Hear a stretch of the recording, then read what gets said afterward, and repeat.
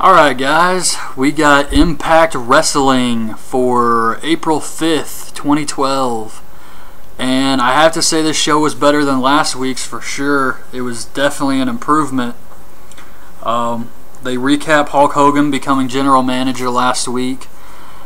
Dixie Carter's in the ring with Sting, and she calls out Hogan. All the wrestlers are ringside.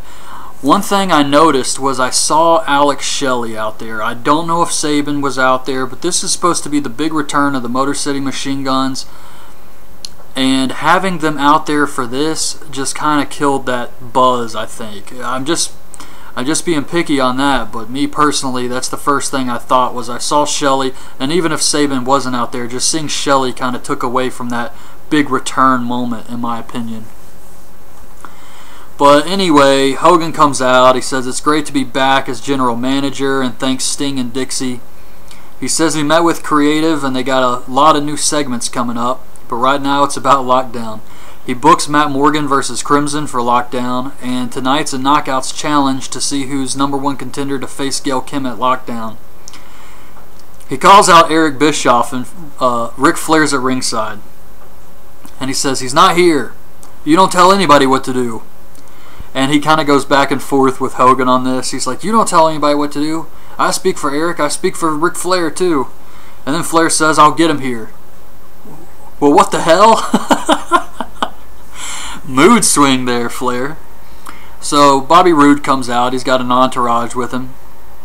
Hogan says you're late, but Roode says I'm right on time and I do what I want.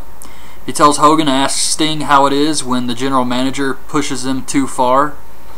And he says you can also ask Dixie. He says, I'll beat Storm at Lockdown.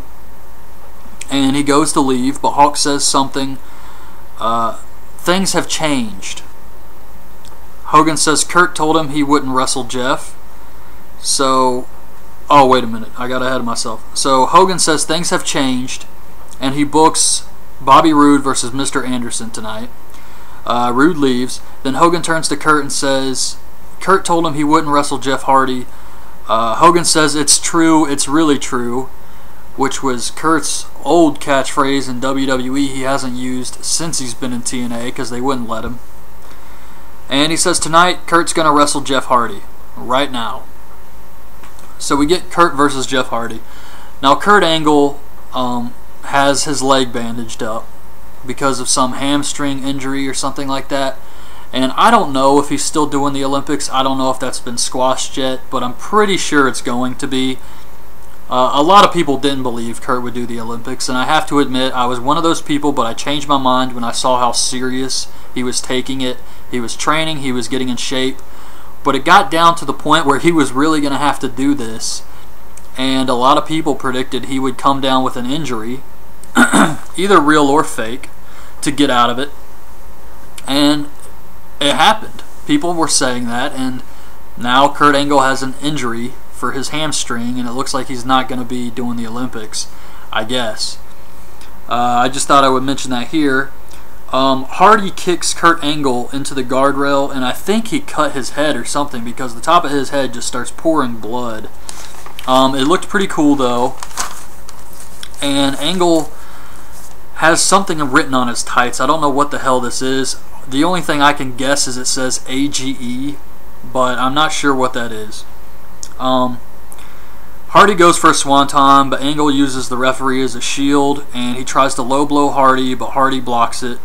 Angle leaves and gets counted out. I personally think they should have waited to do this match, seeing as it's going to be a Lockdown.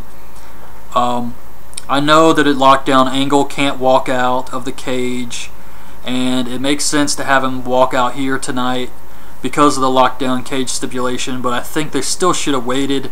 This was a pretty decent amount of time they gave this match, and I think it just would have been better suited for them to wait for Lockdown and just do some other promos and maybe run-ins. Backstage, Hogan tells him he's going to face Hardy at Lockdown. We get Ric Flair calling Eric Bischoff backstage and asking him where he is. Flair says it's going down. Hogan's in power, and there's some stuff we need to address. Some of the stuff Hogan's doing. Eric says, I'm coming, and Flair says, emergency, 911. And Eric's like, alright, I'm on my way. He says, quick, quick. This was just great. I was laughing my ass off at this. Then we see Bully Ray. He says he's Cavzilla. He's trending worldwide. He doesn't even have Twitter, or he's not even on Twitter. He says Storm and Rude doesn't matter because Bully's going to be the next world champion, and he's going to be Austin Aries first. So Bully comes out. He starts talking crap about Austin Aries' size. Aries comes out in a suit. He acts like he's going to say something, but he hits Bully Ray with the mic, and then he goes off on him with punches in the corner. Bully destroys him with a massive power bomb. He picks up the X Division title and says, "Do you know who I am?" And then he throws the belt and leaves. I guess this is fine. Earlier today, we see Joseph Parks asking the caterer if he's seen Abyss. That was it. It's our only Joe Parks sighting. Then we see AJ Styles backstage saying that Rude's on top right now, but Storm has the edge. Storm comes up and says, since Rude's in a match, I gotta be in a match, and I need someone who's gonna help me get ready for Lockdown, and he wants AJ. AJ agrees. He says he won't get hit with that super kick. I thought this was okay, and it leads to a good match later with AJ versus Storm. I just think it kind of sucks that AJ Styles, who has given so much to TNA, is in the position of being the guy you wrestle to get ready for your real match. Just kind of, I don't know, I just felt that really sucked for AJ. Then we get the Knockouts match, which is Mickie James versus Winter versus Tara versus Angelina Love versus Madison Rayne versus Velvet Sky. During this match, the announcers are talking about Eric Young's bachelor party. Taz says it makes The Hangover look like Sesame Street. I don't know. I don't know why they were talking about this right now. They tend to go off on all types of stuff during Knockouts matches. One thing I noticed in this match is you have 6 girls. 4 of them stand at the post, and they can be tagged in at any time. They tag themselves in, and then you got the other 2 girls wrestling. Why would you ever tag out in this match? Now, if everybody tagged themselves in, I would understand that, but people did tag out here, and I just didn't understand that, because if you're in there, even if you're losing, it doesn't hurt you to lose the match. I mean, it sucks, but tagging out, you don't even get a chance. So why would you ever tag out? But all the girls hit their finishers, and Velvet Sky hits the double underhook facebuster on Mickie for the win. I thought this was a good match. I really liked this, and I was surprised. I thought this could, be like filler or something, but this was actually pretty good. Backstage, Mr. Anderson says Bobby's going to lose at Lockdown and tonight. Rude comes in with security entourage, and he tells Anderson to just walk away. Anderson says, "Let's do it right now." Security gets in his face, Bobby Roode's security, and then Anderson says, "Well, we didn't want to do it back here anyway. Let's do it out there." And I thought that was kind of funny. Shows James Storm and Jeff Hardy at the red carpet for Country Awards. Shows Peter Criss of Kiss asking for a picture with Jeff Hardy. Then we go to last night. It's Eric Young's bachelor party. He's got non-alcoholic wine, some candy, laptops. They're doing fantasy baseball picks. ODB shows up and says she's giving him a party. She's got beer, she's got chicken wings, she's smoking a cigar, and she says every night with her is a bachelor party. Bam! Then we get Storm versus AJ Styles. Like I said, this was a good match. For some reason, AJ is wearing these gloves like he's Sting. These big-ass gloves. I don't know what this was. But the match was good. Storm hits AJ with the Eye of the Storm. This is a pretty dangerous move because you can't really protect yourself when you go to bump. You're just kind of flown through the air. But AJ goes for a moonsault. He misses and catches himself and gets hit with the last call super kick, giving Storm the win. This was good. After the match, they shake hands. AJ gives Storm a beer. Storm says he wants Rude to look him in the eye one last time next week. Hogan tells Sting backstage he needs him to go home and get better because he needs him to watch his back. Hogan says he might put on a nurse's outfit and nurse him back to health himself. He says if it gets crazy, he'll call 911 Stinger. It's an emergency. I'm just thinking, yeah, because Sting did such a great job keeping order when he was general manager. But, I mean, Dixie was destroyed. So, yeah. Then we see Storm celebrating backstage with some country singers. They say they're having a great time at Impact. Bobby Roode comes up when Storm goes to the shower, and he says it's his show. He says he cracked a bottle over James Storm's head and beat him, and he's going to do it again at Lockdown. Roode says, "You guys drink beer like James Storm? I drink water because I'm an athlete." He spits water in their face and then takes one of their cowboy hats. I thought this was great. Mexican America versus Motor City Machine Guns. Mexican America didn't even get an entrance here.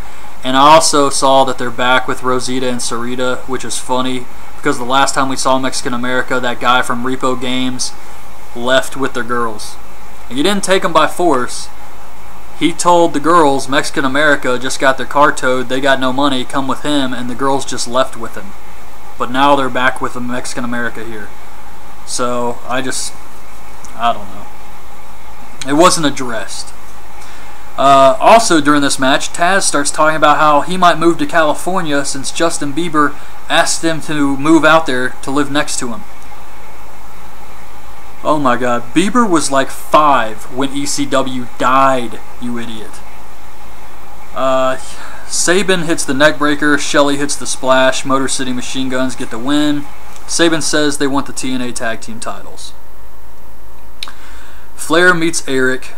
Flair says that Hogan's out of control. He's making matches for Lockdown. Eric says, "Does he not know you're a 2-time Hall of Famer?" He says, "I showed him. He don't care." Eric says, "We have control, and I'm a psychological ninja, and I'm going to put Hogan in a box he will never get out of." I just thought it was kind of funny that they addressed Flair being at the Hall of Fame. It's always weird when they address something that has to do with WWE and they kind of put them over as the major leagues and TNA is not the major leagues.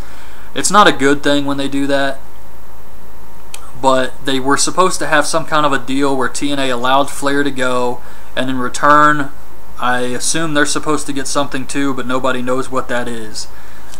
Surely they would have made a good deal though, I would hope. So Hogan comes out. He calls out Eric Bischoff. Eric says it's ironic they're trying to undermine each other, says Hogan's not a leader, he has no vision, he's an opportunist, and he only does situations that are easy and benefit him. Hogan says Eric's full of hot air. Great comeback. He tells Eric to put together a team, and he'll have Garrett put together a team, and they'll settle it at Lockdown. If Eric wins, Garrett's off the roster. If Garrett wins, Eric's gone, and he can also never use the Bischoff name again. I know everybody is going to draw conclusions to this, but it has to be said, this is very Team Teddy, Team Johnny. Not saying it's a complete rip-off, but it's just very strange that it was supposed to be Gunner versus Garrett, and now it's this instead. I don't know. Just kind of bad timing to do this. Video package of Storm training and his family. We get Rude versus Anderson. This was okay. The ref takes a bump. Rude hits Anderson with a beer bottle for the win. Hogan and Storm come out. Hogan reverses the decision and gives the win to Mr. Anderson. And that was it. That was TNA for this week. One thing I was thinking is I know these shows are taped. So I'm not exactly sure of the timeline.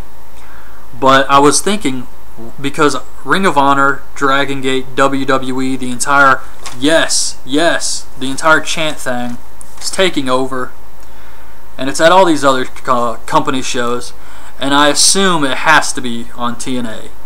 Now, it really took over on Raw, so I guess this TNA was taped before, but I'm just curious what they're going to do about this. Are they going to take the audio out and replace it? Are they going to tell the fans when they show up to TNA not to do it? Or are they just going to let them do whatever they want? So I'm really curious to see how this goes at the next TNA Impact tapings and whether the fans start to do the yes chant there too, because it's happening in every other company. So TNA is the only place I haven't seen it yet. So I assume we will definitely see it. It is the new what chant. But yeah, so that was TNA for this week. Some good matches on here. They built up to Lockdown. which is something they haven't really been doing for other pay-per-views, so I was glad to see that. And overall, I have to say this was a pretty good show. A definite improvement over last week and the week before, so I have to say I was entertained by a lot of this stuff, and even the Knockouts match was good. So that's my thoughts on this week's Impact. Hope you guys liked the video.